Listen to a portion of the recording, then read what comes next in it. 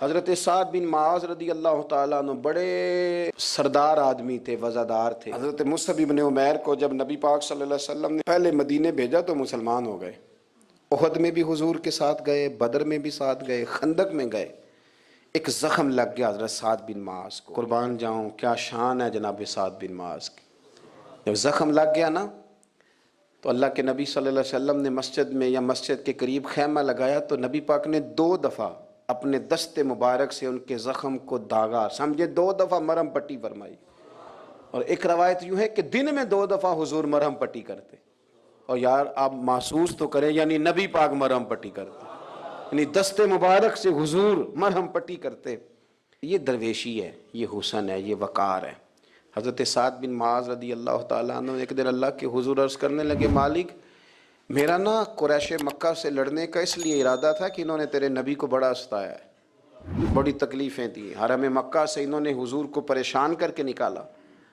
کہا اے اللہ اگر قریش مکہ کے ساتھ کوئی اور جنگ باقی ہے تو مجھے زندہ رکھ، ورنہ موقع بڑا اچھا ہے، زخم بھی لگا ہوا ہے اور تیرے محبوب کے قدموں میں بھی رہتا ہوں، اللہ مہربانی فرما، اللہ مہربانی فرما۔ ظہر کی نماز پڑھا کے حضور نکلے تو شور ہو رہا تھا کہ ان کے خیمے سے تو خون نکل رہا ہے۔ اللہ کے نبی ان کے خیمے میں پہنچے۔ شیخ عبدالحق محدث دہلوی نے 3 جملے لکھے ہیں، 3 جملے۔ کہ جب حضور آئے تو حضرت سعد بن معاذ کے سرانے نبی پاک بیٹھ گئے تو حضرت سعد نے 3 باتیں کی۔ عرض کی یا رسول اللہ میں گواہی دیتا ہوں کہ آپ اللہ کے رسول ہیں۔ کہا یا رسول اللہ میں گواہی دیتا ہوں کہ آپ نے تبلیغ کا حق ادا کر دیا۔ شیخ عبدالحق محدث دہلوی کی مدارج نبوت کھول کے دیکھو، 3 جملہ حضرت سعد بن معاذ کہنے لگے السلام علیکہ یا رسول اللہ، السلام علیکہ۔ حضور سرانے بیٹھے ہیں، آخری ویلے میری آنکھیاں راہ تکنا ہے تیرا، تیرا تے کچھ بھی نہیں جانا سجنا، جے کر پا جائیں پھر تو جے تو سرانے آن کھلو میں تے پردہ رہ جائی میرا، جے تو سرانے آن کھلو میں تے واہ واہ پردہ رہ جائے میرا، سوکھا نکلے ساوے ظہوری، جے کدی ویکھ لواں مکھ تیرا۔ نبی کریم صلی اللہ تعالیٰ علیہ وسلم سرانے کھڑے تھے، اللہ کے محبوب صلی اللہ علیہ وسلم کے سامنے انہوں نے آخری ہجر کی لی، روح پرواز کر گئی۔ حضور کبھی خیمے میں یہاں قدم رکھتے، کبھی تھوڑا ہٹا کے رکھتے، لمبے لمبے قدم۔ یا رسول اللہ یہ کیا ہے؟ فرمایا 70,000 فرشتے آئے ہیں جنازہ پڑھنے، 70,000 فرشتے، 70,000 فرشتے جنازہ پڑھنے آئے ہیں۔ 70,000 کو معمولی جنازہ ہے؟ معمولی جنازہ ہے؟ تردامنی پہ شیخ ہماری نہ جائیے، ہم دامن نچوڑ دیں تو فرشتے وضو کریں۔ 70,000 فرشتے جنازے میں شریک ہوئے۔ یہ واحد صحابی ہیں جن کے جنازے کو میرے نبی نے کندھا عطا فرمایا ہے، حضور نے کندھا دیا۔ مجھے یوں لگتا ہے یہ جنازہ عرش کے قریب پہنچ گیا تھا، اس لیے کہ رسول کریم نے کندھا عطا فرمایا ہے۔ دیکھو جو میدان جہاد میں دعائیں مانگیں شہادت کی، جو جذبے پیدا کریں شہادت کے، ان درویشوں کا کمال دیکھو۔ میرے رسول کریم علیہ السلام کے 2 جملے اور سنیں۔ حضور فرمانے لگے سعد کی وفات سے نا اللہ کا عرش ہل گیا ہے۔ جب ان کو دفن کر کے لوگ واپس آئے تو کہتے ہیں نبی پاک اتنے آنسو بہا رہے تھے کہ داڑھی پہ گر رہے تھے۔ اور ایک شخص نے آ کے کہا حضور یہ میں نے قبر کی مٹی دیکھی ہے، سعد کی تو قبر سے بھی خوشبو آتی۔ بن مالک کہتے ہیں ایک ظاہر نام کے صحابی تھے، غریب آدمی تھا، تھوڑی سی ترکاریاں، تھوڑے سے پھل، تھوڑی سی سبزی گاؤں سے سر پہ رکھ کے لاتا۔ چھابڑی فروش کہتے ہیں آپ، ریڑی والا۔ وہ غریب آدمی گاؤں سے سبزیاں لاتا اور لا کے نہ مدینے والے محبوب کو تازی سوغاتیں گاؤں کی دیتا، اور حضور اسے شہر کی چیزیں دیتے۔ اور حضور پتہ کیا فرماتے؟ یعنی یہ غریب آدمی کو عزت دینے کا رنگ ہے۔ نبی پاک فرماتے یہ میرا دیہاتی ہے، میں اس کا شہری ہوں۔ حضور صحابہ کے بیچ بیٹھ کے کہتے یہ سجن ہے میرا، یہ میرا پرنڈو ہے، میں اس کا شہری ہوں۔ حضور اس سے باتیں کرتے، صحابہ کہتے ہیں وہ بھی اس طرح کے سوال جواب کرتا کہ حضور ہنس پڑتے۔ ہم نہ کبھی حضور پریشان ہوتے تو انتظار کرتے کہ آج وہ دیہاتی آ جائے نا، ظاہر نام تھا اس کا۔ اب یہ مسند امام احمد بن حنبل میں موجود ہے کہ وہ نہ چونکہ گاؤں سے اپنی چیزیں بیچتا تھا، لا کے سر پہ رکھ کے لاتا تھا، چھابڑی والا تھا، ریڑی والا تھا، نبی پاک صلی اللہ تعالی علیہ وسلم نا ایک دن مدینے کے بازار سے گزر رہے تھے تو وہ دکان پہ کھڑا ہے، اپنی چیزیں بیچ رہا ہے، شہر کی خرید رہا ہے۔ یہ کام آج پیر صاحب نہیں کرتے، مولوی صاحب نہیں کرتے، یہ کام ایس ایچ او بھی کوئی ہو جائے تو وہ بھی نہیں کرتا، اس لیے کہ پھول لگے ہوئے ہیں۔ سنو میرے یارو، یہ رنگ ہے غریبی کے اندھیروں سے نکالنے والا، یہ رنگ ہے فقیر کو غلام کو عزت دینے والا۔ وہ اپنے دھیان خریداری کر رہا ہے۔ صحابہ کہتے ہیں نبی پاک نے اسے دیکھ لیا بازار میں سے تو حضور نہ ہلکے ہلکے قدم اٹھانے لگے۔ یار نہیں یار کے لیے اٹھاتا، چھپتا چھپاتا پہنچتا ہے۔ او یار میں نہیں بات کر رہا چیف آف آرمی سٹاف کی، میں نہیں بات کر رہا وزیر اعظم اور صدر کی، میں ملک کے صدر کی بات نہیں کر رہا، میں رسولوں کے امام کی بات کر رہا ہوں، میں رب کے نائب مطلق کی بات کر رہا ہوں۔ وہ فرشتے جن کا جلوہ دیکھنے کے لیے ترسیں اور اللہ کی بارگاہ میں عرض کریں کہ تیرا محبوب آ رہا ہے معراج پہ تو 2 منٹ ملیں گے زیارت کے لیے؟ نبی صفیں باندھ کے مسجد اقصی میں انتظار کریں۔ او غریبو، تمہیں جو روشنی مدینے والے رسول نے دی تمہیں کوئی لیڈر نہیں دے سکتا۔ چپ کے حضور گئے۔ وہ ترکاریاں بیچ رہا ہے، چھابڑی والا ہے، ریڑی والا ہے، ریڑی والا، ریلی والا، اور میرے بھائی کمال کر دیتے ہیں، وہاں پہنچا دیتے، اٹی والی ہے تیری خیر ہو گئی۔ او بھائی کیا انداز ہے! میرے رسول پاک نے نا پیچھے سے جا کے نا تو اس کی آنکھوں پہ ہاتھ رکھ دیا۔ یہ کام یار کرتے ہیں یاروں کے ساتھ، یہ سجن کرتے ہیں۔ اور میں یہ سمجھا ہوں کہ حضور نا تنہائی میں بڑا پیار کرتے تھے۔ جب وہ گھر میں حاضر ہوتا تھا، مسجد میں حاضر ہوتا تھا تو پیار کرتے تھے۔ آج سونے نے سوچا کہ میں اس یاری کا بازار میں اعلان کروں، آج لوگوں کو پتا چلے کہ میری غریب سے دوستی ہے تو یہ چھپی ہوئی نہیں، آج چوک میں بازار میں اعلان ہونا چاہیے کہ میرا یہ غریب چھابڑی والا سجن ہے۔ حضور نے آنکھوں پہ ہاتھ رکھا اور ہاتھ رکھ کے فرمایا پہچان بھلا میں کون ہوں؟ نہیں، اپنی بولی چ گل کرنے۔ حضور فرمایا بوجھ ہاں بھلا میں کون ہاں، او بوجھ ہاں بھلا میں کون ہاں۔ حضور صلی اللہ علیہ وسلم نے فرمایا بتا، قربان جائیں۔ حضرت انس کہتے ہیں یوں لگتا ہے کہ فرشتے جمع ہو گئے اس وادی میں۔ اس نے نا اپنی کمر پیچھے کی اور حضور کے علم نشرہ کے سینے سے رگڑنے لگا، کہنے لگا سوڑیاں تو جس گلی سے گزرے تو خوشبو بھی مجھے تیرا ایڈریس بتاتی ہے۔ حضور خوشبو بتا رہی ہے، میرے رسول ہیں۔ نبی پاک صلی اللہ تعالی علیہ وسلم نے نا ایک اور خوش طبی کی، یار یار سے شغل کر ایک اور خوش طبی کی نبی پاک۔ رنگ کالا، غربت کا یہ عالم کے اپنے سر پہ رکھ کے سودے بیچتا ہے، قربان جاؤں۔ نبی پاک صلی اللہ علیہ وسلم خوش طبی نہیں کرتے، خوش طبی لوگ ایک دوسرے سے۔ تو نبی پاک صلی اللہ علیہ وسلم نے بازو پکڑ کے کہا او بھائی میں نے یہ بندہ بیچنا ہے، کوئی خریدے گا؟ نرخ بازار محبت کا انوکھا ہو گیا، خود خریداروں میں شامل آ کے مولا ہو گیا، کوئی خریدے گا؟ حضرت انس کہتے ہیں ان باتوں پہ لوگ ہنس رہے تھے، مسکرا رہے تھے، لیکن پھر اس نے اس خریدنے کے جواب میں جو جملہ کہا تو سارے رو پڑے۔ نبی پاک نے جب کہا کوئی خریدے گا تو اس نے چہرہ پیچھے کیا، صرف چہرہ، رو کے کہنے لگا سونیا مجھے تو اپنا نام بھی نہیں لکھنا آتا، یہ تو بندہ نواز ہے تو کرم فرماتا ہے، مجھے تو نیڑے کوئی نہیں بٹھاتا، میرا نہ روپ ہے نہ رنگ ہے نہ شکل ہے نہ کوئی اور میرے پاس خوبی، مجھے کون خریدے گا؟ لوگ تو ملازم بھی رکھتے ہیں تو پڑھے لکھے اور سیانے رکھتے ہیں، مجھے کون خریدے گا؟ اب اس بات پہ جب لوگ روئے تو میرے نبی پاک نے یوں پکڑا، وہ کہندے نہیں میں تیرا سجن ہوں تینوں کوئی پرواہ نہیں، نبی پاک نے یوں کندھا پکڑا اور اس کا رخ پھیرا اور پھر سینے سے لگایا، فرمایا چپ کر، یہ تو نہیں کیا کہا کہ مجھے کون خریدے گا؟ فرمایا تو رب رسول سے پیار کرتا ہے، بندوں کی نظر میں تیری قدر ہو نہ ہو، میرے رب کی نظر میں تیری بڑی قیمت ہے، بڑی قدر و قیمت ہے، بڑی جب تک بکے نہ تھے کوئی پوچھنا نہ تھا، تو نے تو خرید کر ہمیں انمول ہی کر دیا، تو نے تو خرید کر ہمیں، میں صحیح کہتا ہوں، تو نے تو خرید کر ہمیں، تو نے تو خرید کر ہمیں۔ لائنوں میں لوگ کھڑے ہیں پھول لے کے، گاڑی کے پیچھے بھاگ رہے ہیں، گاڑیاں چوم رہے ہیں، میرے سنگیوں کے ہاتھ چوم رہے ہیں، کبھی پلٹ کے دیکھتا ہوں تو سوچتا ہوں وہ میں گلیاں دا روڑا کوڑا، اے میں نو محل چڑھایا جی سانجا، میں گلیاں دا روڑا کوڑا، جب تک بکے نہ تھے کوئی پوچھتا نہ تھا، تو نے خرید کر ہمیں انمول کر دیا۔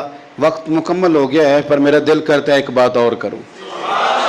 ایک بات اور کروں، ایک بات، مسلم شریف میں اس حدیث کی اصل موجود ہے، باقی کتابوں میں ایک صحابی ہیں، نام ہے جلابیب، رنگ کالا، ہونٹ موٹے، ناک چپٹی، کوئی پاس نہیں بٹھاتا، پوچھنے والا کوئی نہیں، حضرت جلابیب رضی اللہ تعالیٰ عنہ، لوگوں کو نام بھی نہیں آتا ہوگا زیادہ لوگوں، حضرت جلابیب رضی اللہ تعالیٰ عنہ خوبصورت صحابی، غریب آدمی، صحابی خوبصورت، بظاہر رنگ روپ کالا، ایک جنگ میں بھی حضور کے ساتھ گئے، جنگ ختم ہو گئی، کچھ صحابہ شہید ہوئے، اللہ نے اسلام کو، مسلمانوں کو کامیابی دی، سارے لوگ اپنے اپنے شہیدوں کو تلاش کر رہے ہیں، صحابہ کہتے ہیں نبی پاک بھی کسی کو ڈھونڈ رہے ہیں، سب لوگ ڈھونڈ رہے تھے، حضور بھی کسی کو ڈھونڈ رہے ہیں، پھر نبی پاک نے فرمایا سارے مل گئے، سب شہداء کی مقدس میتیں مل گئیں، زخمی مل گئے، حضور سارے مل گئے،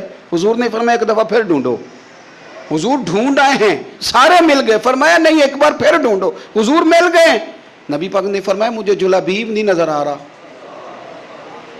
وہ نہیں مل رہا مجھے، حضور آپ اسے ڈھونڈ رہے تھے، فرمایا ہاں، ایک صحابی پھر گئے، دوڑے آئے، حضور وہ نہ مل گئے، حضرت جلابیب شہید ہو گئے، حضور یہ ان کی لاش مبارک پڑی ہے، کریم رسول گئے تو صحابی کہنے لگے حضور یہ 7 لاشیں کافروں کی ہیں، ایک لاش حضرت جلابیب رضی اللہ تعالیٰ عنہ کی ہے، حضور وہاں کھڑے ہیں، اس حدیث کی اصل مسلم شریف میں موجود ہے، میرے نبی پاک صلی اللہ تعالیٰ علیہ وسلم نے فرمایا دیکھو میرا بہادر 7 کافروں کو قتل کر کے شہید ہوا ہے، یہ 7 کو قتل کر کے شہید ہوا ہے، یہ لفظ حدیث پاک کے، میرے نبی پاک صلی اللہ علیہ وسلم نے اس شخص کو جس کو ڈھونڈنے والا بھی کوئی نہیں، لاش اٹھانے والا بھی کوئی نہیں، اس وقت ان کا اپنا موجود بھی کوئی نہیں، یہ لفظ حدیث کے، رنگ کالا، بندہ غریب، دیکھو حضور نے کیسے اندھیرے سے نکالا، اللہ کے رسول سرانے کھڑے ہوئے، اور اتنے اعلیٰ لفظ نہیں ملتے، امام حسین کے لیے ملتے ہیں، چند اور لوگوں کے لیے ملتے ہیں، ہر ایک کے لیے نہیں ملتے، نبی پاک نے اشارہ کیا، ادھر دیکھنا، اشارہ کیا، ان کی لاش مبارک پڑی ہے، فرمایا ہاذا منی وانا منہ، یہ نہیں فرمایا یہ جنت میں گیا ہے، یہ نہیں فرمایا پکا جنتی ہے، بلکہ فرمایا ہاذا منی، لوگوں کا خیال تھا انہیں تو ڈھونڈنے بھی کوئی نہیں گیا تھا، ان کی تو خبر لینے بھی کوئی نہیں گیا، ان کا تو اپنا بھی کوئی نہیں تھا، لیکن وہاں کھڑے کھڑے حضور نے فرمایا میرے غلاموں سنو، تم اس کا رنگ کالا سمجھتے ہو، تم اسے لاوارث سمجھتے ہو، ہاذا منی وانا منہ، فرمایا یہ مجھ سے ہے میں اس سے ہوں، یہ مجھ سے ہے میں اس سے ہوں، تو من شدی من تو شدم، ہاذا منی وانا منہ، یہ مجھ سے ہے میں اس سے ہوں، صحابہ کہتے ہیں وہ نا الفاظ کیا میٹھے تھے کانوں میں گھوم گئے، اب اس کا کیا ترجمہ کریں، سونے نے بتا دیا یہ میرا میں اس کا، یہ میرا غلام میں اس کا آقا، یہ مجھ سے میں اس سے، قبریں تیار ہو گئیں، سب اپنے اپنے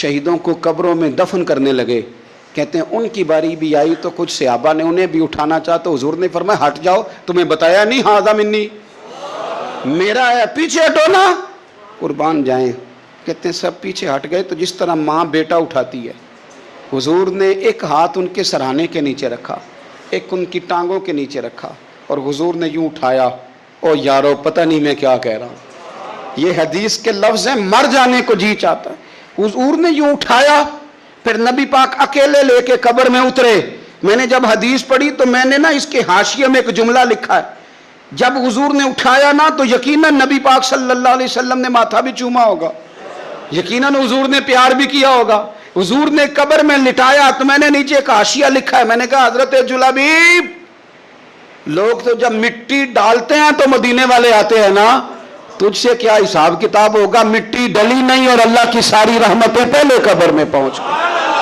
قبر میری تے میرے اب پیرا جے کر پاویں پھیرا، قبر دے اندروں ہڈیاں اٹھ کے مجرا کر سن تیرا، کیا کہا بریلی کے امام نے، کہنے لگے ماہ مدینہ اپنی تجلی عطا کریں، یہ ڈھلتی چاندنی تو پہر دو پہر کی ہے، بہت بڑا صوفی ہو جیسے فرید الدین عطار تھے، بہت بڑا تصوف کا امام ہو جیسے امام غزالی تھے، بہت بڑا تفسیر کا استاد ہو جیسے امام رازی ہو، عطار ہو، رومی ہو، رازی ہو، غزالی ہو، پر کچھ ہاتھ نہیں آتا بے آہ سحر گاہی، اگر سویرے اٹھ کے روتا نہیں نا اللہ کی بارگاہ میں، اگر تہجد نہیں نہ پڑھتا، تو کچھ ہاتھ نہیں آتا بے آہے سحر گاہی، پھر اس کو کوئی چیز نصیب. میری بات کی سمجھ آ رہی ہے آپ حضرات؟ جب تک آپ سویرے نہیں اٹھتے، آپ اللہ اللہ نہیں کرتے، آپ کو نوافل کا چسکا نہیں، عبادت کا مزہ نہیں، فرمایا میری عبادت کرو، یہ شوق پیدا کرو، میں نے تمہیں پیدا کیا ہے. ہم لوگوں کے نشے مختلف نشے، بڑا عجیب رنگ ہے. محفل کی صدارت کرنے والے بڑے پیر صاحب، بڑے القابات، بیچ میں سے بندہ تلاش کرنے سے بھی نہیں مل رہا، اتنے بڑے لقب ہیں اس کے. لیکن وہ سج سنور کے 2.5 گھنٹے بیٹھا رہا محفل میں، اور نماز کا وقت آیا تو اس نے مختصر سی پڑھی، وہ نکل گیا. ہلکے سے سجدے کیے. اتنا بڑا عشق رسول نعت خواں، ہو کیا بات ہے. اور عشق رسول کا بہت بڑا پیغامبر، بہت بڑا مبلغ، وہ بیچارہ سمجھ ہی نہیں سکا کہ اللہ کے رسول نے فرمایا تو نماز پڑھ میری آنکھیں ٹھنڈی ہو جائیں گی. تو یہ نشے کے عادی تو ہیں پر حقیقت کے قائل نہیں ہیں. یہ بس ٹھیک ہے خوابوں کی دنیا میں لوگ زندہ ہیں، پر جن کو یہ جو نشہ تھا نا عبادت کا، یہ میرے رسول پاک کی چاہت ہے، یہ میرے نبی کریم علیہ السلام کی. آپ دیکھیں نا حضور مہینوں جا کے غار حرا میں بیٹھتے تھے. کیا وہاں تبلیغ کرتے تھے؟ کوئی کتاب لکھتے تھے؟ رسول کریم علیہ السلام مہینہ رہتے غار حرا میں. کوئی نہ مجھے دیکھے، کوئی نہ مجھے ملے، حضور یہاں کیا ہے؟ فرمایا میں اپنے رب کی عبادت کروں گا. نبی کریم علیہ السلام نے سجدوں کے ساتھ پتھروں اور پہاڑوں کو آباد کر دیا، سجدوں کے ساتھ. آپ کا سجدہ آپ کو بہت ساری چیزوں سے چھڑا لیتا ہے، یہ بہت ساری جگہوں سے جھکنے سے بچا لیتا ہے. صوفیاء اولیاء یہ کیا کرتے تھے؟ یہ سجدے کا ذوق ہی تو پیدا کرتے تھے. سجدے کا ذوق. شاہ عبدالعزیز دباغ رحمۃ اللہ تعالی علیہ اپنے مریدوں سے فرمایا کرتے تھے کہ اگر تم پکے نمازی بن جاؤ نا، تہجد گزار ہو جاؤ، تو میرے پاس آنا جانا چھوڑ دینا. عرض کی حضور کیوں؟ فرمایا میں تمہارے اور رب رسول کے رستے میں رکاوٹ نہیں بننا چاہتا، اب میرا مقصود ہے تمہیں وہاں تک پہنچانا. جب پہنچ گئے تو پھر میری ضرورت ختم ہو گئی. ہاں کبھی وسوسہ آئے، شک پیدا ہو، تکلیف ہو تو آنا، ورنہ میں نہیں چاہتا کہ میں رکاوٹ بنا رہوں. تم اللہ اللہ کرو، اس مالک کو راضی کرو. میرے رسول پاک علیہ وسلم نے فرمایا بندہ اللہ کے سب سے قریب اس وقت ہوتا ہے جب وہ سجدے کی حالت میں ہوتا ہے. کس کے قریب ہوتا ہے؟ اللہ کے سب سے قریب ہوتا ہے. وہ بڑا نیڑے ہے رب کے، بڑا قریب ہے، اس لیے کہ وہ حالت سجدہ میں. وہ جب سجدے کرتا ہے نا، اس کی بارگاہ میں جب جھک جاتا ہے، آپ ذرا سجدے کی کیفیت دیکھیں نا. زبان بھی یہاں ہے، آنکھ بھی یہاں ہے، کان بھی، عقل بھی ساری، اس نے سارا کچھ رکھ دیا سجدے میں. آپ وہ کبھی پیچھے جائیں تو دیہاتوں میں کہا جاتا تھا ناک سے نکیریں نکالو، بہت بڑی سزا ہوتی تھی نا، ناک سے نکیریں نکالو، بڑی سزا ہوتی تھی. تو اس نے کہا مالک مجھے کسی نے کہا نہیں، پر دیکھنا میں نے رکھ دی ساری عقل سجدے میں، اور رکھ کے کہا کیا؟ سبحان ربی یا اللہ، اللہ میں پست ہوں تو اعلیٰ ہے، اللہ تو میرا رب ہے اور تو سب سے اعلیٰ. اتنا. اور فرمایا جب یہ اس کیفیت میں ہوتا ہے تو پھر یہ اپنے رب کے قریب ہوتا ہے. کثرت عبادت، نوافل. ہمارے ہاں عمرے کی قرآن اندازی محفلوں پہ ہونے لگ گئی ہے، حالانکہ حدیث سے ثابت نہیں. میں دوستوں سے کہتا ہوں جائز ہے، کرنی چاہیے، عمرے کی قرآن اندازی جائز ہے، پر کسی حدیث میں نہیں آئی کہ قرآن اندازی کرو عمرہ کرو. حدیث میں قرآن اندازی یہ آئی ہے کہ نبی پاک علیہ السلام نے فرمایا تمہیں پتہ چل جائے نا پہلی صف کا ثواب کتنا ہے، تم قرآن اندازی کرو. عمرے کی قرآن اندازی کا تو پوسٹر چھپتا ہے، تو یہ والی قرآن اندازی کب ہونی ہے؟ ہونی چاہیے کہ نہیں؟ حضور نے فرمایا تمہیں پتہ چلے کہ اس کا ثواب کتنا، تو تم قرآن اندازی کرو، تم قرآن ڈالو. جب آپ نماز پڑھ رہے ہوتے ہیں، جب آپ کا مصلی آباد ہوتا ہے، صلاح الدین ایوبی ایک بزرگ سے ملاقات ہو گئی، بیت المقدس پر قبضہ تھا عیسائیوں کا. تو صلاح الدین بڑے پریشان تھے. بابا جی کہنے لگے پتر کیا ہوا؟ کہنے لگے حضور پتہ چلا ہے دشمن کے 2 بحری بیڑے اسلحہ لے کے آ رہے ہیں، مسلمان پہلے ہی کمزور ہیں، اور اب اگر 2 بحری بیڑے اور آ گئے تو حضور مسئلہ بن جائے گا. تو میں پریشان ہوں کہ کس طرح یہ کم مسئلے والی ہماری فوج ہے کیسے مقابلہ کرے گی. تو بابا جی کہنے لگے پتر اس طرح کرنا آج رات تو بھی دعا کرنا اور میں بھی کروں گا. تو بھی دعا کرنا.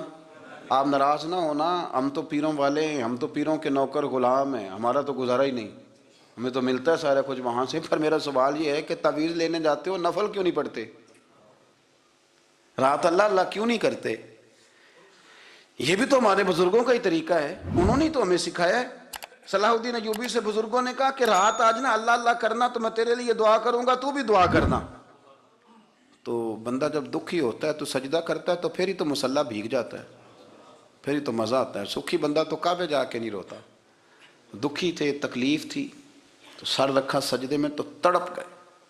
اور وہ بابا جی کہتے ہیں میں مسجد آیا تو صلاح الدین چیخیں مار کے رو رہا تھا اور کہہ رہا تھا مالک میں کوئی اپنی شان کے لیے تو نہیں نہ لڑ رہا, اللہ کو میں کوئی قبضوں کے لیے تو نہیں لڑ رہا, مالک تیرے لیے لڑ رہا ہوں, مجھے بے آبرو نہ کرنا, میری مدد فرمانا. کہتے ہیں میں آیا تھا کہ مسجد میں دعا کروں گا, پر صلاح الدین ایوبی کو روتے دیکھا تو میں لوٹ گیا. تو سویرے صلاح الدین ملے تو بڑے خوش تھے. میں نے کہا پتر کیا ہوا؟ کہنے لگے حضور وہ بحری بیڑے دو آ رہے تھے نا اسلحہ لے کے, دونوں ڈوب گئے پانی میں, پانی میں ڈوب گئے. تو بابا جی کہنے لگے صلاح الدین وہ پانی میں نہیں ڈوبے, وہ تیرے آنسوؤں میں ڈوب گئے, وہ غرق ہو گئے. وہ جو تو نے مصلی بات کیا تو وہ تیرے آنسوؤں میں ڈوب گئے, وہ غرق ہو گئے, وہ تباہ اتنے قیمتی تھے تیرے آنسو کے بہا لے گئے دشمن کے بحری بیڑوں کو. میرے بھائی ٹھیک ہو گیا جی, میرے عزیز سمجھ لیں اس بات کو ہمیشہ کے لیے, اور اس پر غور کر لیں اچھے طریقے سے کہ میرے رسول کریم سید عالم صلی اللہ علیہ وسلم نے نا ہماری توجہ دلائی, حضور نے ہمیں بتلایا, ہمارا ذوق بڑھایا عبادت کی طرف. ایک صحابی تھے حضرت ابو فاطمہ رضی اللہ تعالیٰ عنہ, یہ ترمذی شریف کی حدیث ہے. نبی پاک علیہ السلام نے فرمایا ابو فاطمہ قیامت کے دن مجھ سے جلدی ملنا چاہتے ہو کہ دیر کے ساتھ؟ تو کہنے لگے حضور کون ہوگا جو دیر سے ملنا چاہے گا, ہم نے تو جان دے دی وعدہ دیدار پر. اعلیٰ حضرت فرماتے ہیں جان دے دی وعدہ اور نقد اپنا دام ہو ہی جائے گا. مجھے لگتا ہے کہ یہ سودا نقد و نقد ہو جانا ہے, چونکہ ہم نے جان دے دی وعدہ دیدار پر. آپ نے وعدہ کیا تھا کہ مریں گے تو پھر زیارت ہوگی, تو مر گئے ہم زیارت کی خاطر. جان دے دی وعدہ دیدار پر, تو نقد اپنا دام ہو ہی جائے گا. اے رضا ہر کام کا ایک وقت ہے, دل کو بھی آرام ہو ہی جائے گا. تو حضرت ابو فاطمہ رضی اللہ تعالیٰ عنہ سے نبی پاک صلی اللہ علیہ وسلم نے فرمایا جلدی ملنا چاہتے ہو کہ دیر سے؟ عرض کی حضور فٹافٹ ملنا ہے, میں نے قیامت کے دن آپ سے جلدی ملنا ہے. تو نبی پاک علیہ السلام نے فرمایا پھر اس طرح کرنا, دنیا میں رہ کے سجدے زیادہ کرنا, پھر سجدے زیادہ کرنا, قیامت میں ملاقات جلدی ہو جائے گی, قرب ملے گا تمہیں.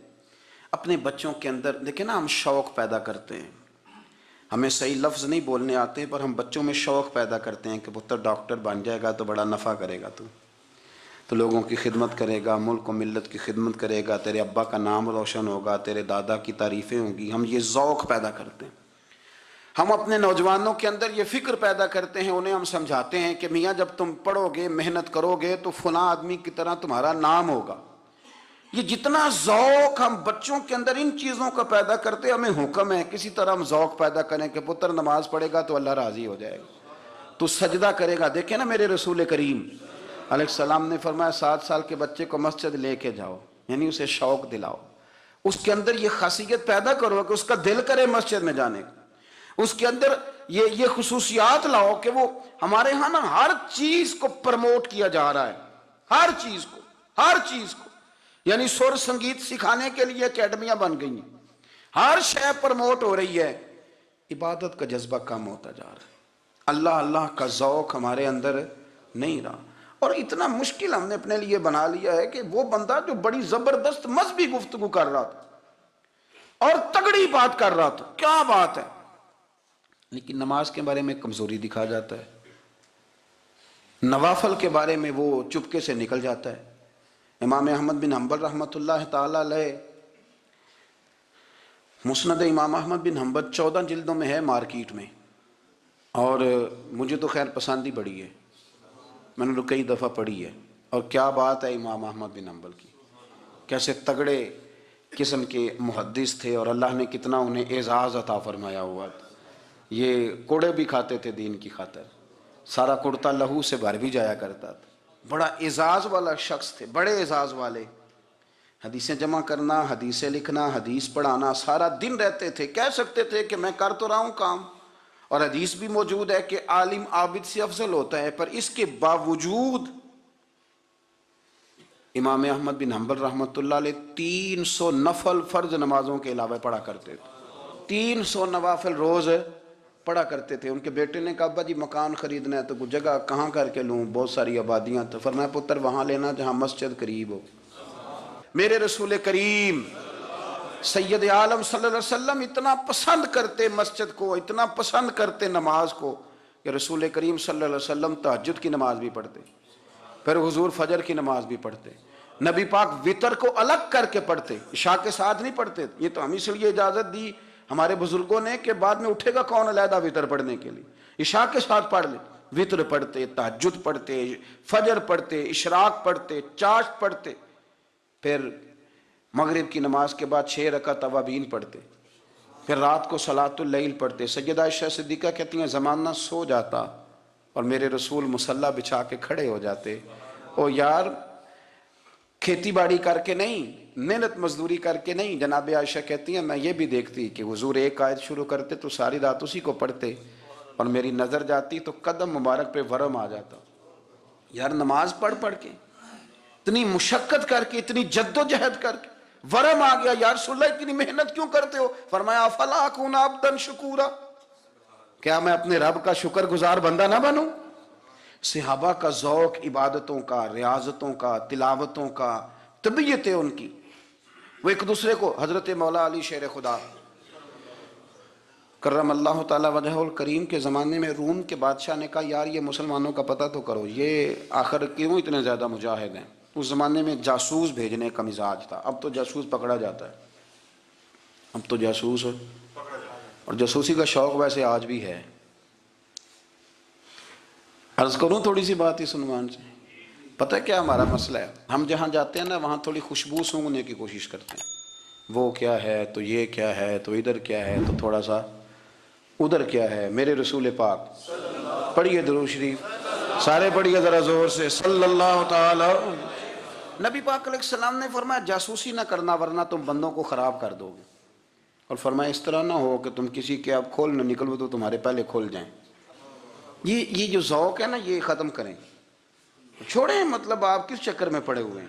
اتنی زیادہ توجہ کرنے کی کیا ضرورت ہے؟ نے کام سے کام رکھیں. اس میں بندہ تھوڑا سا نا آسان رہتا ہے.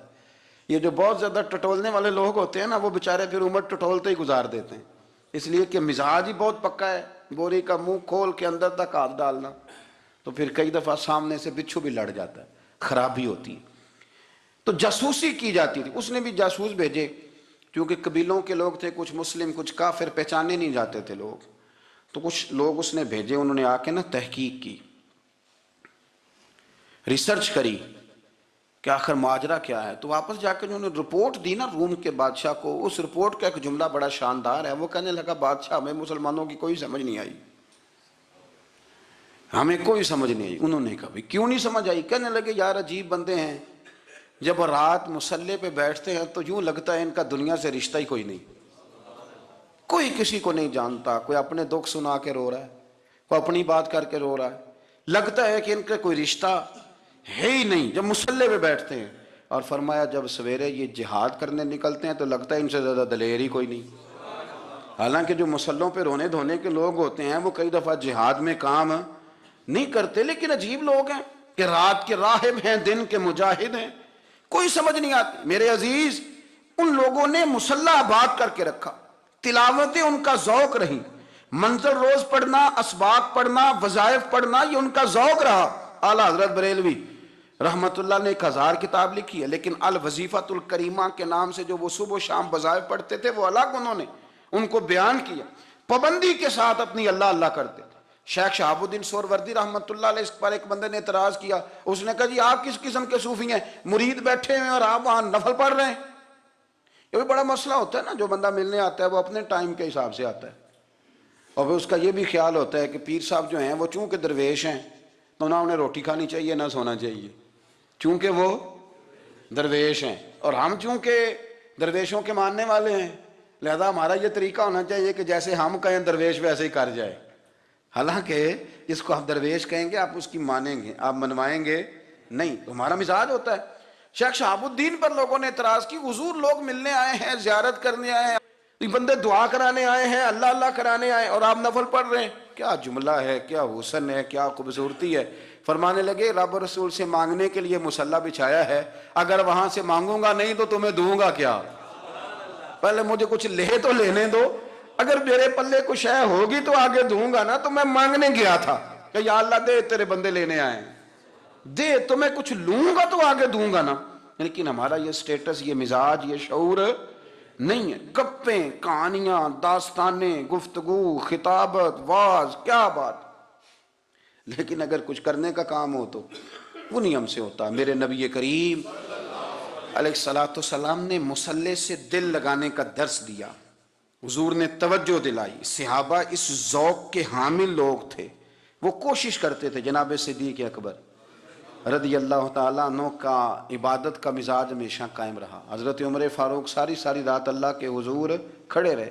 حضرت عثمان غنی رضی اللہ تعالیٰ عنہ عشاء کی نماز پڑھ کے 2 رکعتوں کی نیت باندھتے تھے، 15 سپارے پہلی رکعت میں پڑھ دیتے تھے اور 15 سپارے قرآن مجید کے دوسری رکعت میں پڑھ دیتے تھے۔ آپ نے نا حضرت عمر فاروق کے وصال کے بعد ان کی ایک بیوہ سے نکاح کیا، حضرت عثمان غنی نے نکاح کیا۔ وہ خاتون آپ کے نکاح میں آئیں تو عرض کرنے لگیں، امیر المومنین میرے لیے یہ اعزاز تو بہت ہے کہ میں امیر المومنین کی بیوہ تھی تو امیر المومنین کی منکوحہ ہو گئی ہوں، لیکن حضور نہ تو میں جوان ہوں کہ میرے اندر رغبت ہوتی اور نہ میں اب اس قابل ہوں کہ کوئی خدمت کر سکوں، میرے ساتھ نکاح کی وجہ کیا بنی؟ تو عثمان غنی رو پڑے، فرمانے لگے میں نے عمر فاروق کو مسجد میں اپنے رب سے ڈرتے ہوئے دیکھا ہے، میں نے اسے روتے ہوئے دیکھا ہے، عدل کرتے دیکھا ہے، انصاف کرتے دیکھا ہے، امت کی خیر خواہی کرتے دیکھا۔ تمہارے ساتھ نکاح اس لیے کیا ہے کہ تم مجھے یہ بتاؤ کہ عمر فاروق گھر کے اندر اپنے رب کو کیسے راضی کرتے، گھر کے اندر کیسے راضی کرتے تھے، وہ طریقے بتلاؤ، تم بتاتی جانا اور میں بھی اسی طرح گھر میں عبادت کروں۔ میرے رسول کریم علیہ الصلوۃ والسلام نے ارشاد فرمایا، حضور فرمانے لگے جس گھر میں اللہ کا ذکر ہوتا ہے وہ گھر زندوں کا ہے، اور جس گھر میں رب کریم کا ذکر نہیں ہوتا وہ گھر زندوں کا نہیں ہے۔ گھر نا ہم نا کتابوں میں پڑھتے ہیں کہ ایک بزرگ کہتے ہیں، حضرت فضیل بن ایاز کہتے ہیں کہ میں ایک گلی سے گزر رہا تھا تو گھر کے اندر کسی قاری صاحب نے قرآن کی آیت پڑھ دی، وَلِمَنْ خَافَ مَقَامَ رَبِّهِ جَنَّتَانِ، میں تو میرے کانوں سے ٹکرائی تو اللہ نے میری کایا ہی پلٹ دی، میں توبہ کر گیا۔ اب گھر کے اندر سے آواز آئے تو صحیح نہ تلاوت کی، پر اندر سے آواز آتی نہیں، یا ڈیک بجنے کی آواز آتی ہے، یا ٹی وی چلنے کی آواز آتی ہے، یا دھوم مچانے کی آواز آتی ہے۔ عبادت کا وہ جو خاص شوق تھا، وہ جو حسن تھا، وہ جو توانائی تھی، وہ جو بات تھی۔ ایک جگہ پہ ہم بیٹھے تھے تو وہاں ایک صاحب آئے اور انہوں نے آتے ہی کہا کہ مہربانی کریں ذرا مجھے مصلی دے دیں، میرے نہ کچھ نفل رہ گئے۔ تو میں نے وضو کر لیا تو کوئی مصلی مل جائے، مصلی انہیں دے دیا گیا، وہ مصلی لے کے چلے گئے تو پیچھے ایک صاحب نے تبصرہ کیا، کہنے نے کتنا ریاکار بندہ ہے، لوگوں کو دکھا رہا ہے کہ میں نفل پڑھتا ہوں، ہے کو بات کرنے والی۔ میں نے اسے کہا تو مہربانی کرنا اس طرح کی ریاکاری تو بھی کر، پکڑ مصلی اور جا تو بھی تھوڑی ریاکاری کر کے آ، اٹھ ذرا شکر کر، کوئی یہ ریاکار بھی ملا ہے، کوئی نفل پڑھ کے ریاکاری کر رہا ہے۔ اللہ کا میں کہتا ہوں کو پڑھے تو صحیح نہ، یہ کوئی دور ہے نفل پڑھنے کا، اس میں تو لوگوں کا مزاج ہی نہیں، طبیعت ہی نہیں۔ میں نے کہا چل مہربانی کر، یہ لے مصلی اور تو بھی جا تھوڑی سی، یا کر یا ریاکاری کرو تو صحیح نا، مزاج ہی نہیں، ذوق۔ جمعے کی نماز پڑھ کے یوں دنیا بھاگتی ہے، او ہو پتہ نہیں کون سی پیچھے آگ تھی جو بجھائی جائے گی، اور آج تک لوگ مسئلہ پوچھ رہے ہیں کہ جمعے کی بعد والی سنتیں کتنی ہوتی ہیں۔ میں نے کہا کتنے سال ہو گئے جمعہ پڑھتے، کتنے سال ہو گئے، ابھی تک سنتوں کا نہیں پتہ، ابھی تک نہیں علم کے پہلے کتنی رکھتے ہیں اور بعد میں کتنی رکھتے ہیں۔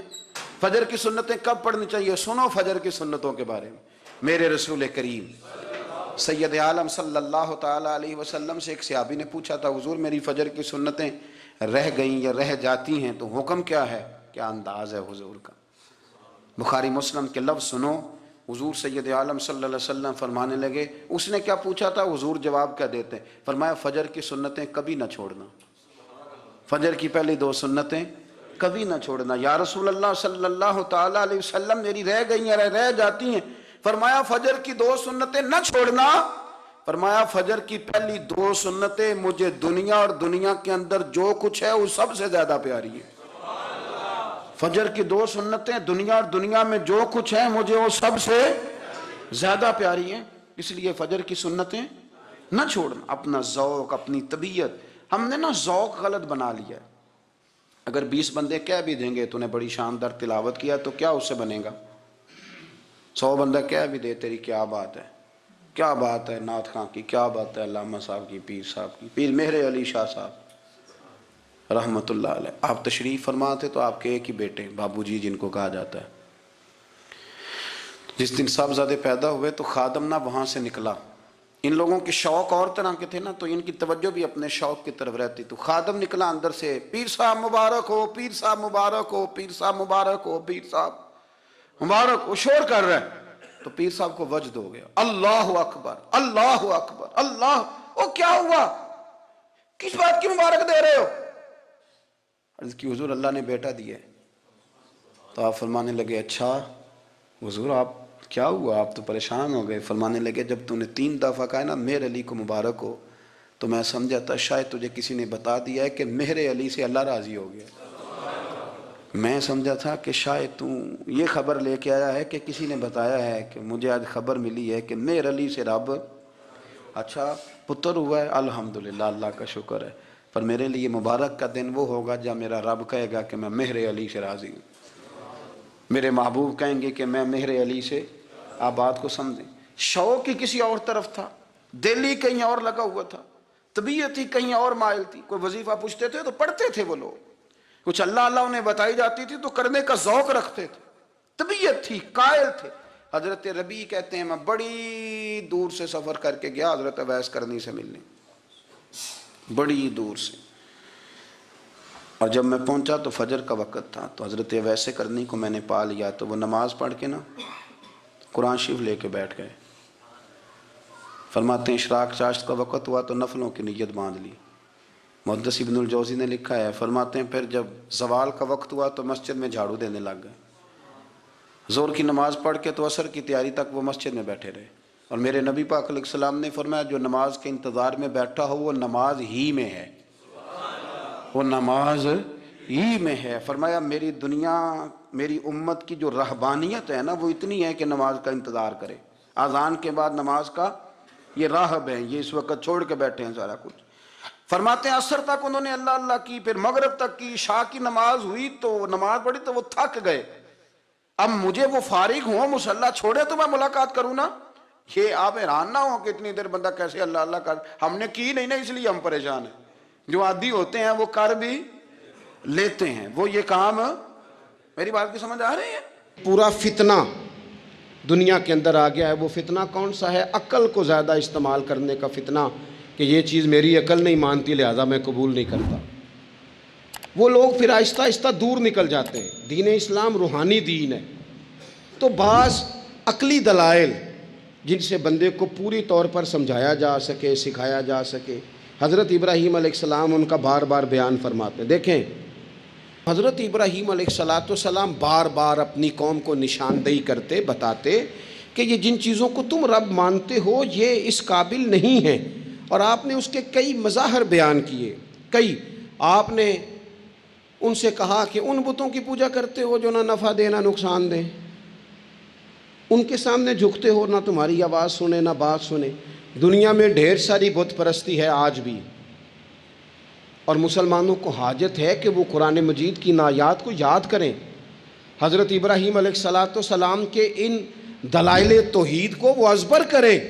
اقبال کہنے لگے کہ اگرچہ بت ہیں جماعت کی آستینوں میں، مجھے ہے حکم اذاں لا الہ الا اللہ، اور کہنے لگے یہ دور اپنے ابراہیم کی تلاش میں ہے، صنم کدا ہے جہاں لا الہ الا اللہ، اور بہار ہو کہ خزاں لا الہ الا اللہ۔ ہر مقام پر عقیدہ توحید کو بیان کرنے کی حاجت ہے، اس حوالے سے کہ پوری دنیا میں تیزی کے ساتھ وہ لوگ جو صرف اور صرف اور اپنی عقل کی بنیاد پر چیزوں کو سمجھنا چاہتے ہیں، وہی کی بنیاد پر نہیں، معاذ اللہ وہ دیکھ لیں آپ، جگہ جگہ بت پرستی ہو رہی ہے اور بڑے بڑے پڑھے لکھے لوگ. میں نے میلاد شریف کے موقع پر دوستوں سے کہا تھا کہ ایسا نہیں ہے کہ وہ لوگ پڑھے لکھے نہیں، بڑے بڑے پڑھے لکھے پی ایچ ڈی اسکالر، بڑے بڑے ایم فل کے مقالے لکھنے والے، ماسٹر کی ڈگریاں رکھنے والے ایسے بیوقوف ہیں کہ خود جا کے کہتے ہیں بت خانے میں معاذ اللہ کہ ایک بت دے دو، رنگ یہ والا ہو، وزن اتنا کو ہو، جگہ اتنی ہے، اتنی کو جگہ پہ پھیٹا آ جائے، اور پھر وہ گھر لے کے جاتے ہیں تو مرمت کرانے بھی لاتے ہیں، کہتے ہیں آنکھ نکل گئی دوبارہ لگا دو. کیسے بیوقوف ہو، اس کو معاذ اللہ خدا بنائے ہوئے ہو جس کے بارے میں تمہارا یہ گمان ہے کہ یہ ہمارا رب ہے معاذ اللہ، اور تم اس کو مرمت کرانے لائے ہوئے ہو، اس کا رنگ اتر گیا اور رنگ کرانے لائے ہوئے ہو. میں آپ یقین کریں کبھی کبھی محو حیرت ہو جاتا ہوں. میں سوچتا ہوں ہم لوگوں کو محنت کر کے دین حاصل کرنا پڑتا تو بڑا مشکل تھا. بڑے بڑے پڑھے لکھوں کی عقلوں پہ پردے پڑے ہوئے ہیں. یہ تو خدا نے رحمت کی ہے، پیدا ہی اس ماں کی گود میں ہوئے ہیں جس نے پیدا ہوتے ہی کہا بیٹا پڑھو بالغ الغلام کمال ہی کشفت دجا بجمال ہی حسنت جمیع خصال ہی صلو علیہ وآلہ.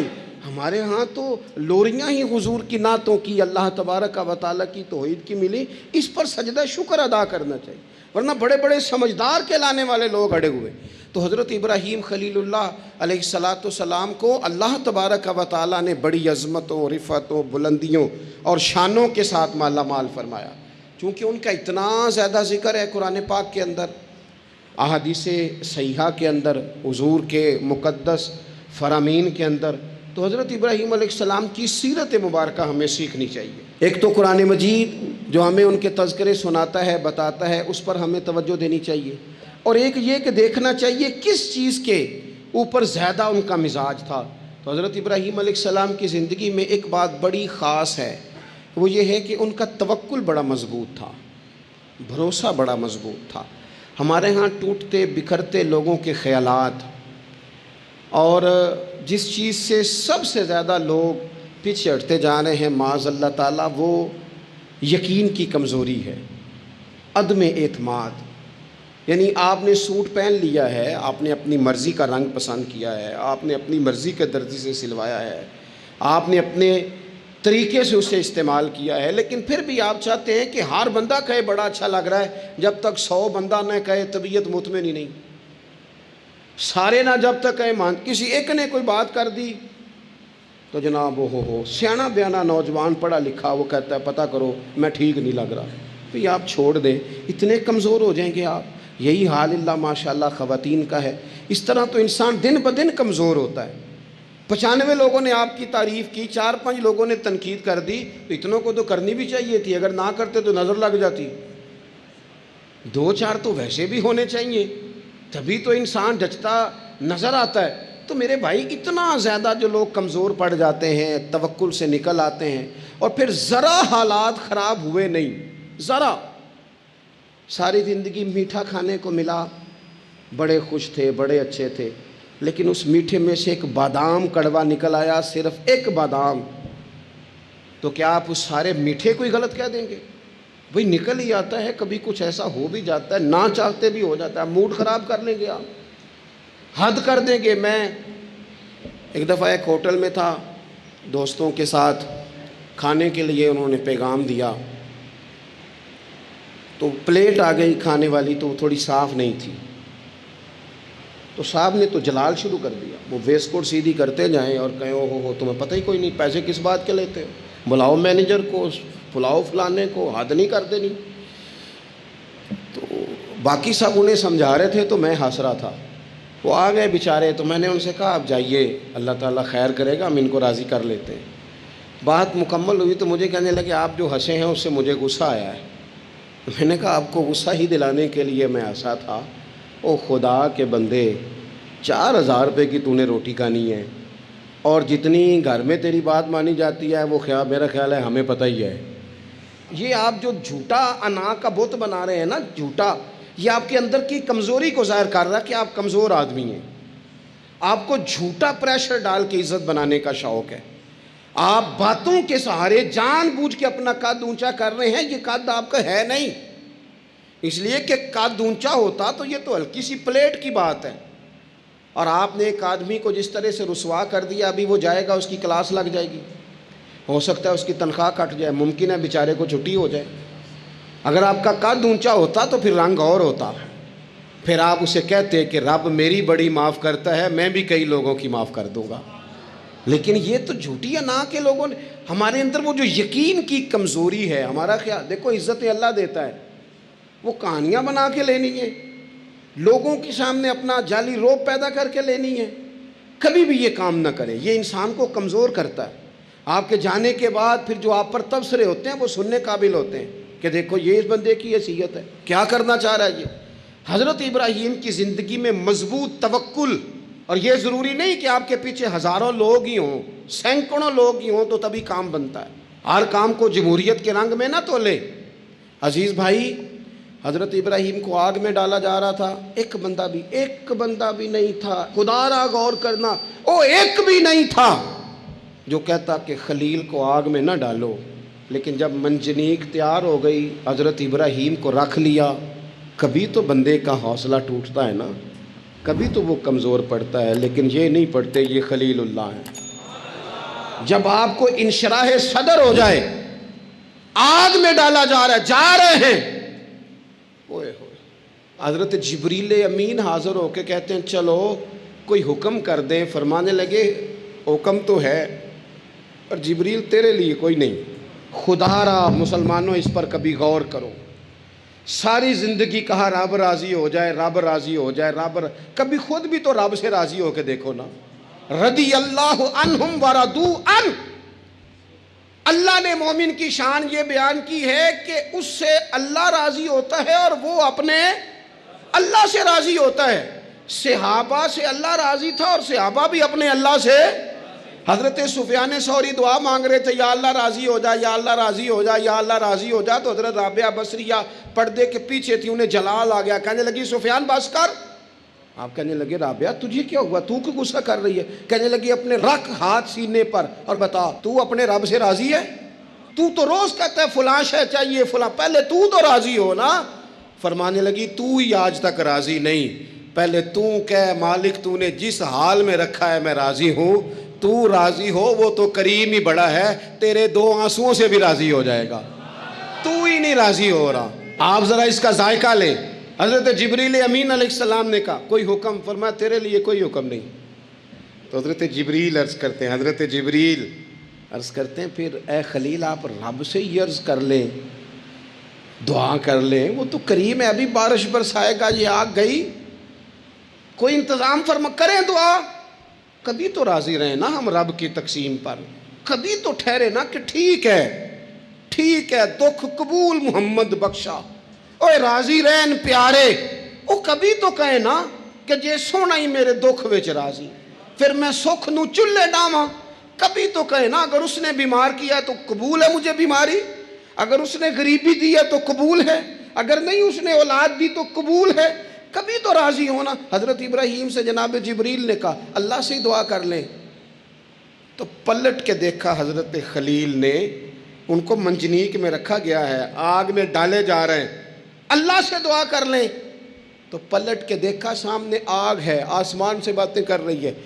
حضرت ابراہیم پلٹ کے کہنے لگے جبریل تو بتا، رب کو پتہ نہیں اس کا خلیل کس حال میں ہے، اسے پتہ ہے کہ نہیں؟ تو حضرت جبریل ہر پیغمبر کی بارگاہ میں حاضر ہونے والے عرض کرنے لگے ہاں اسے تو پتہ ہے۔ کہنے لگے جا پھر، اگر رب کی رضا یہ ہے نا کہ خلیل آگ میں جائے تو خلیل پورا تیار ہے جانے کے لیے، ہماری تیاری ہے، پوری تیاری، جس حال میں وہ چاہتا ہے ہم اس حال میں رہنے کو تیار ہیں۔ وہ دکھ قبول نے محمد بخشا، بس دعا کرو راضی رہن پیارے۔ اگر وہ اس حال میں راضی رکھنا چاہتا ہے تو شکوہ کس بات، شکایت کس بات؟ ٹھیک ہے، اگر وہ چاہتا ہے کہ ہم آگ میں جائیں تو کر لی ہے نا ہم نے تیاری ہے ہماری، تیار ہیں جانے کو، ختم ہو گئی بات۔ میرے عزیز کبھی رب چاہی زندگی جی کے دیکھو، جو رب چاہی زندگی جیتے ہیں پھر رب کہتا ہے میں انہیں دوست بنایا کرتا ہوں، پھر انہیں میں دوست بناتا ہوں، پھر ان کے تذکرے قائم رہتے ہیں۔ حضرت ابراہیم علیہ السلام نے ہمیں توکل کا، اللہ کی رضا پہ راضی رہنے کا سبق دیا۔ زیادہ باتیں کرنے کا وقت نہیں بچتا، ارادہ ہوتا ہے کوئی زیادہ آپ سے گفتگو کی جا سکے، پر دامن وقت میں گنجائش تھوڑی ہوتی ہے۔ 2-4 باتیں رہ گئی ہیں، جلدی سے عرض کرتا ہوں۔ نبی پاک صلی اللہ تعالیٰ علیہ وسلم نے فرمایا، اور امام ابو نعیم نے اس کو لکھا ہے، کہ اللہ تعالیٰ نے حضرت ابراہیم کو وحی فرمائی تھی کہ اے میرے خلیل، آپ نے حسن اخلاق کا مظاہرہ کرنا ہے چاہے آپ کے سامنے کوئی بھی ہو۔ اور فرمایا رب کریم نے کہ اگر لوگ حسن اخلاق کا مظاہرہ کریں گے تو اے خلیل میں انہیں ابرار کے زمرے میں، نیکوں کے زمرے میں داخل کر لوں گا۔ اور فرمایا بے شک حسن اخلاق والوں کے بارے میں میں نے یہ حکم جاری کر دیا ہے کہ جو لوگ دنیا میں اچھے اخلاق کا مظاہرہ کریں گے، اے میرے خلیل، قیامت کے دن میں انہیں اپنے عرش کا سایہ عطا کروں گا۔ حضور فرماتے ہیں رب نے حکم دیا حضرت ابراہیم کا کہ سامنے کوئی بھی ہو، آپ کا اخلاقی رویہ کبھی بھی کمزور نہیں ہونا چاہیے۔ ہم نہ بندہ دیکھ کے اخلاق کا مظاہرہ کرتے ہیں۔ میں کسی آفیسر کے پاس چلا جاتا ہوں، ایک دیندار آدمی سمجھ کے اس نے میری عزت کی، اچھی بات ہے۔ کسی کو ضعیف سمجھ کے اس نے عزت کر لی، اچھی بات ہے۔ اس کے گھر کا کوئی بڑا آ گیا، اس نے عزت کی، اچھی بات ہے۔ لیکن 2-4 جاننے والوں کے ساتھ اس نے اخلاق کا مظاہرہ کیا۔ لیکن اگر ایک غریب آدمی آ گیا اس کے سامنے اور اس نے کہا کہ آپ اس وقت ہی آ گئے، چھٹی کا ٹائم ہو گیا ہے، کھڑا کیے رکھا، بات ہی نہیں سنی، تو اب یہ بندہ با اخلاق نہیں، یہ تعلق نبھا رہا ہے، اخلاق کا مظاہرہ نہیں کا۔ وہ مجھے کیوں با اخلاق لگا، آپ میں سے کچھ لوگوں کو کیوں لگا کہ ہمارا تعلق تھا۔ جو اخلاق والے لوگ ہوتے ہیں نا، ان کا مزاج اخلاق والا ہوتا ہے۔ وہ جو کوئی جاننے والا ہو یا نہ جاننے والا ہو، امیر ہو یا غریب ہو، اپنا ہو یا بیگانہ ہو، وہ چونکہ بندے با اخلاق ہوتے ہیں تو ان کا رویہ سب کے ساتھ ہی، حتیٰ کہ دروازے پہ جو خیرات لینے آئے اس کے ساتھ بھی ان کا رویہ اخلاق والا ہی ہوتا ہے۔ ہم جو مدینے آ گئے ان کے کرم کی بات ہے، ہم جو مدینے آ گئے ان کے کرم کی بات ہے، اپنی مراد آ گئے ان کے کرم کی بات ہے، ایسے کہاں نصیب تھے، ایسے کہاں نصیب تھے، مجھ سے گناہ گار کے دل کو جگمگا گئے ان کے کرم کی بات ہے، ہم جو مدینے آ گئے ان کے کرم کی بات ہے، پردے جو تھے پڑے ہوئے، پردے جو تھے پڑے ہوئے، میری نگاہ سوک پر، پردے جو تھے پڑے ہوئے، میری نگاہ شوق پر، پردے وہ سب اٹھا گئے ان کے کرم کی بات ہے، پردے وہ سب اٹھا گئے ان کے کرم کی بات ہے، ہم جو مدینے آ گئے ان کے کرم کی بات ہے۔ حضور فرماتے رب نے حضرت ابراہیم سے کہا کہ سامنے کوئی بھی ہو، اے میرے خلیل، آپ نے ہمیشہ مظاہرہ اخلاق کا ہی کرنا ہے۔ حضرت ابراہیم علیہ السلام کی زندگی میں ایک بات اور بہت زیادہ تھی، وہ تھا مقام تسلیم و رضا، ہر وقت بات ماننا، اپنے رب کی رضا کی ہر بات، ایک لفظ آپ بڑے ذوق سے پڑھا کرتے تھے، حسبنا اللہ و نعم الوکیل، کہتے تھے میرا رب ہی میرے لیے کافی ہے اور وہ بڑا ہی کارساز ہے، میں نے اپنے مالک کی ہر بات کو ماننا ہے۔ اللہ نے جو والا حکم حضرت خلیل کو دیا نا، اسے سونا کر کے صحیح کر کے، ہمارے ایک استاد تھے، وہ کہا کرتے تھے اپنے شاگردوں کو، کہتے تھے پتر لولے لنگڑے کام نہ کریا کرو۔ استاد جی کیا مطلب؟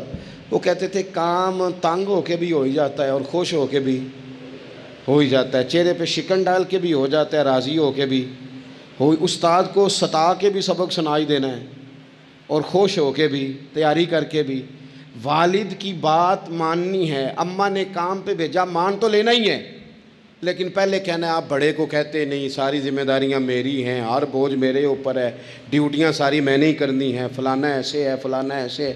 میں نے خانقاہوں آستانوں پہ شاگردوں میں دیکھا ہے، لوگ شرطیں رکھ کے فرما برداری کرتے ہیں، شرطیں رکھ کے کہتے ہیں پہلے میری مرضی کے مطابق نظام ہو تو پھر میں آستانے کا، استاد خانے کا فرما بردار ہوں، کیونکہ میری مرضی کا نہیں لہٰذا میں فرما بردار۔